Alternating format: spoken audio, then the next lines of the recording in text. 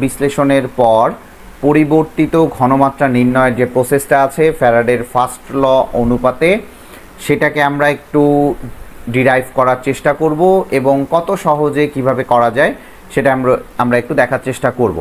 তো ইলেকট্রোকেমিস্ট্রিতে এই পার্টটা অনেক ইম্পর্টেন্ট, এটা অনেক বইয়ে হয়তো বা নেই। তো কত সহজে এটা করা যায় চলুন আমরা একটু দেখে নিই।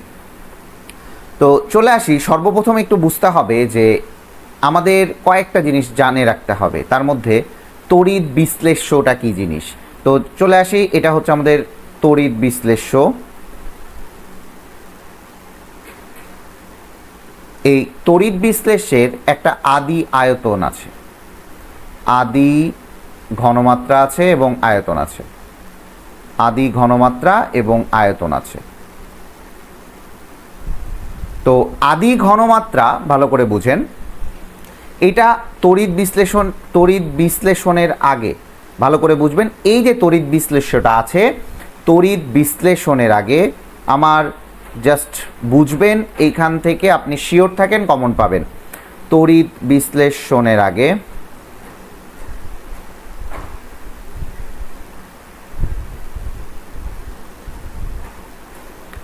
ঘনমাত্রা S1 ধরে নিলাম, আর তড়িৎ বিশ্লেষণের আগে আয়তনটা সবসময় কনস্ট্যান্ট থাকবে, আয়তন হচ্ছে ভি, আয়তন কখনো চেঞ্জ হয় না। চলে আসেন, এখন যখন আমি এখানে তড়িৎ বিশ্লেষণ করব, আবারও বলেন, এখানে যখন আমি তড়িৎ বিশ্লেষণ করব তখন এটা চেঞ্জ হয়ে যাবে, অবশ্যই চেঞ্জ হয়ে যাবে। তাহলে আমরা এই জায়গাটাতে একটু দেখে নেই। তাহলে তড়িৎ বিশ্লেষণের আগে মোল সংখ্যা কত আছে? তড়িৎ বিশ্লেষণের আগে মোল হচ্ছে N1 is equal two VS1। S1 হচ্ছে আমার কি? আদি ঘনমাত্রা। একটু ভালো মতো বুঝবেন, আমি শিওর যে আপনি এটা সবসময় পারবেন। এখন আমি তড়িৎ বিশ্লেষণ করলাম, করেই দিলাম, তড়িৎ বিশ্লেষণ করলাম, খুবই ভালো, তড়িৎ বিশ্লেষণ করলাম। তো তড়িৎ বিশ্লেষণের পরে মনে করেন, তড়িৎ বিশ্লেষণের পরে মোল সংখ্যাটা কত? তড়িৎ বিশ্লেষণের পরে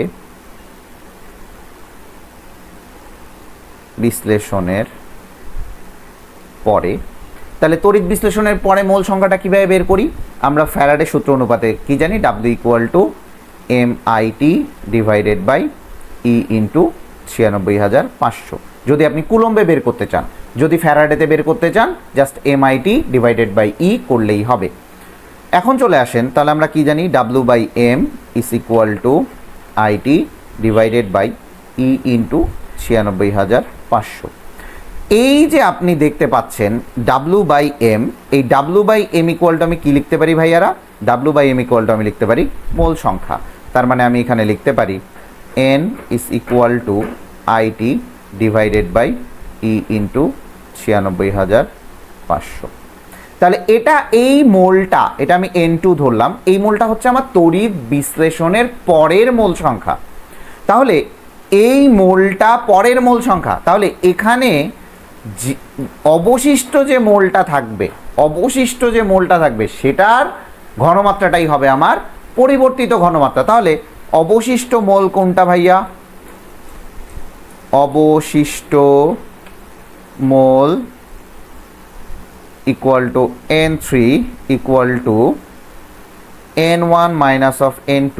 কারণ এই মোলটা বেশি হবে ভাইয়া, এই মোলটা বেশি হবে। কারণ কি? তড়িৎ বিশ্লেষণের আগে এটা কিছুটা তো চেঞ্জ হবেই, ঘনমাত্রার কিছুটা চেঞ্জ হবে, মানে কমে আসবে।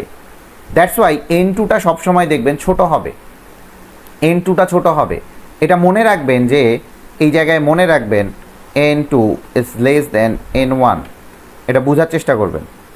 দেন আপনি এই N3টা বের করছেন না, এই N3 ইজ ইকুয়াল টু আপনি যেটা পাবেন সেটাই হচ্ছে VS2। এই S2টাই হচ্ছে আমার পরিবর্তিত ঘনমাত্রা।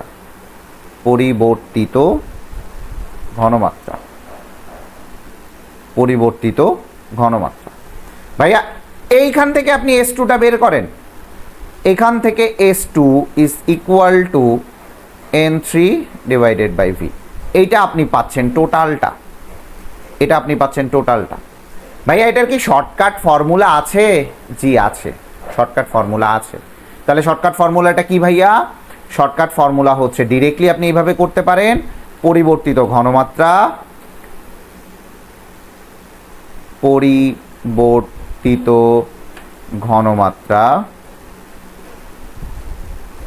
ইকুয়াল টু, দেখেন এখান থেকেই পারবেন S2 ইকুয়াল টু N3 মানে কি N1 মাইনাস অফ N2, তাই না?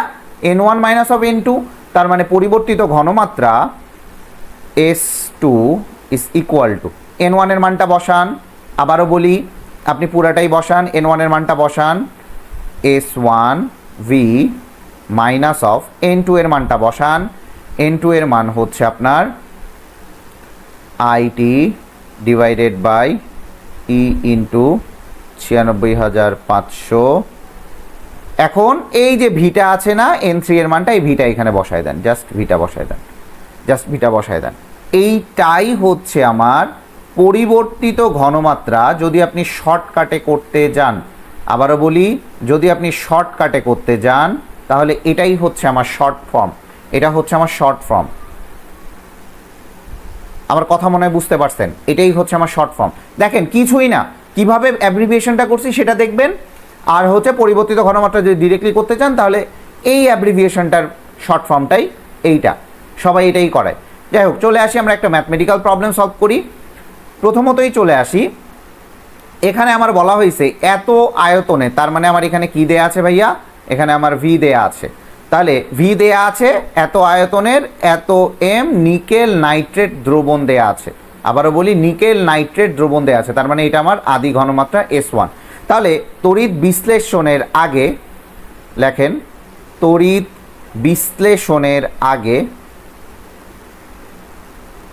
বিশ্লেষণের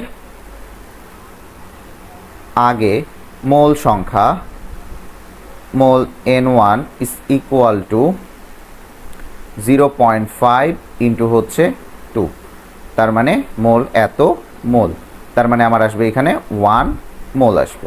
এটা আমার তড়িৎ বিশ্লেষণের আগে। আমি এখানে পরের প্রশ্নটা পড়ি নাই। ম্যাথ করার নিয়ম হচ্ছে আপনি যতটুকু পড়বেন ঠিক ততটুকু করেন, তারপর পরের প্রশ্নটা পড়েন। এখন দেখেন, নিকেল নাইট্রেট দ্রবণের মধ্য দিয়ে এত অ্যাম্পেয়ার বিদ্যুৎ এত আওয়ার ধরে চালনা করা হয়েছে।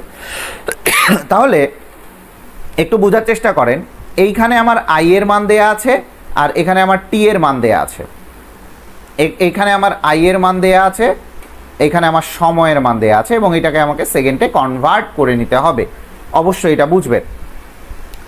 বলছে প্লাটিনাম তড়িৎদ্বারের মাধ্যমে চালনা করা হলো, ক্যাথোডে কি পরিমাণ নিকেল জমা হবে। যাই হোক, আমরা এই জিনিসটা করব না, ক্যাথোডে কি পরিমাণ নিকেল জমা হবে। আমরা করব হচ্ছে তড়িৎ বিশ্লেষণের পর ওই দ্রবণের ঘনমাত্রা কত হবে, তড়িৎ বিশ্লেষণের পর ওই দ্রবণের ঘনমাত্রা কত হবে। এখন চলে আসি, তাহলে তড়িৎ বিশ্লেষণের পরে, তাহলে লেখেন তড়িৎ বিশ্লেষণের পরে মোল সংখ্যা কত আসবে ভাইয়া? মোল সংখ্যা হচ্ছে N2 ইজ ইকুয়াল টু লিখেন, N2 ইজ ইকুয়াল টু কি লিখছিলাম আমরা? দেখেন এখান থেকে দেখে নেই, N2 ইজ ইকুয়াল টু লিখছে IT divided by E into 96,500। তাহলে দেখেন আমরা লিখতে পারি IT divided by E into 96,500।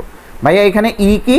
কত মোল ইলেকট্রন আদান প্রদান করা হবে। তাহলে আপনি দেখতে পাচ্ছেন এখানে নিকেল 2+ থেকে নিকেলে যেতে গেলে 2টা ইলেকট্রন সে গ্রহণ করবে, তার মানে এখানে 2 মোল ইলেকট্রন আদান প্রদান হবে।